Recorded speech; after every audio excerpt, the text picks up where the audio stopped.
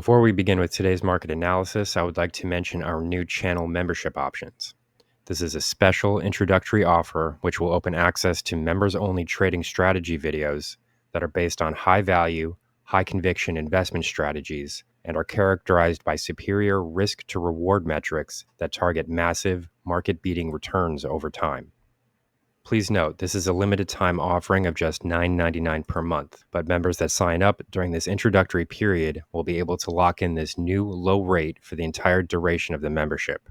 Again, this early sign-up period will allow you to lock in this low introductory membership rate for life, and these new low introductory rates will only be made available for a limited time. Monthly membership prices will be going up after this short introductory period ends.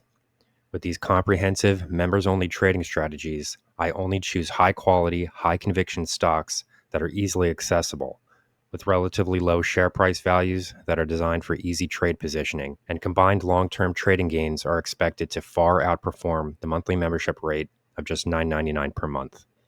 Join now to lock in your low introductory rate and start trading stocks with the pros. Now back to the video. Here we have the 4-hour price chart for Super Micro Computer Incorporated, stock ticker SMCI. So in the prior analysis, we were looking at the daily charts.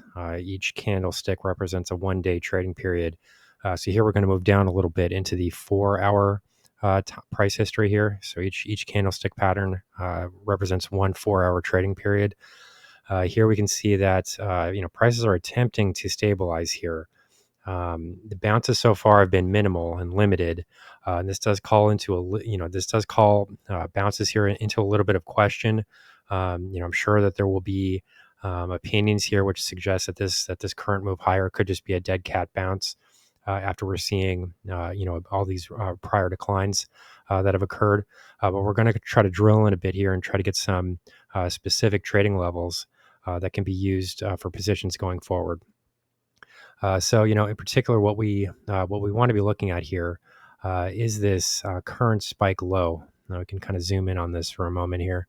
And we can see that the most recent price lows have come in at 663.23. This would have been posted during the July 25 trading period. And as we can see here, this is a very important price level because it very closely matches up with the 618 retracement of this broader move that we're watching. As well as the historical price lows, which were generated, this would be the 22nd of April 22, which did come in a bit higher at 671 even. So, these are falling roughly in the same area here. The 618 retracement specifically comes in just above 660.65, so $660.65. We can see that these are all really falling right into the same area here. So we're starting to get a bit of a bounce at this point, but it's a bit hard to believe that what we're seeing here because the bounces in total have not been very substantial. We're looking at about roughly just a little over $60 in share price movement to the top side. Overall. It's just not really clear that this will be a sustainable bounce here. We're also seeing a lot of red candle formations within this bounce. And then, the price low here really does have a long wick on this candle formation. There is some reason to believe here that, we could continue to see some downside pressure being placed on this 660 mark. And we will need to watch this level very carefully heading into trading next week, because if we do see a break here, this would be a very significant price move lower, and it really would suggest that we're probably in store for, probably a test of this 786 level, which comes in just above the $500 mark. Here we can see that it's 503.71. So to identify these levels, the way that we're really measuring this is to use these prior rally low here, which came in just above the $300 mark. 306.47 would be the low from the 18th of January. And as we can see here, prices did rally quite sharply over the next 7 weeks, where prices did then hit their all-time highs just below 1230. So this was a very significant price move in a very short period of time. Not totally surprising that we would need to see a period of retracement here. The 4-hour chart is really not a short-term chart. And as we can see here, there is an extended period of time where the indicator reading in the relative strength index is holding in heavily overbought territory. We really entered into overbought territory. This would have occurred roughly the 19th of January, relatively quickly here. And then we sustained this type of trading condition for nearly a month. I mean, that is an extremely long period of time. February 16th is where we start to fall out of this area. So, these are very significant developments here because the relative strength index itself, as we can see here, hit levels above 93. So just around 90, 93.50. Anything above 70 would be considered to be overbought. Anything over 90 would be considered to be extremely overbought. And, this overall condition here maintained itself for an extremely long period of time. So overall, I don't think that we can be too surprised that we did have to give back some of those gains here, and that we would need to see a period of roughly sideways consolidation like this in order to allow sort of just broader moving averages and standard deviations and things like that to sort of correct themselves and to sort of re-normalize after this major trend wave higher. So overall, seeing this type of sideways trading activity is really not surprising, and it's not much of a negative development either.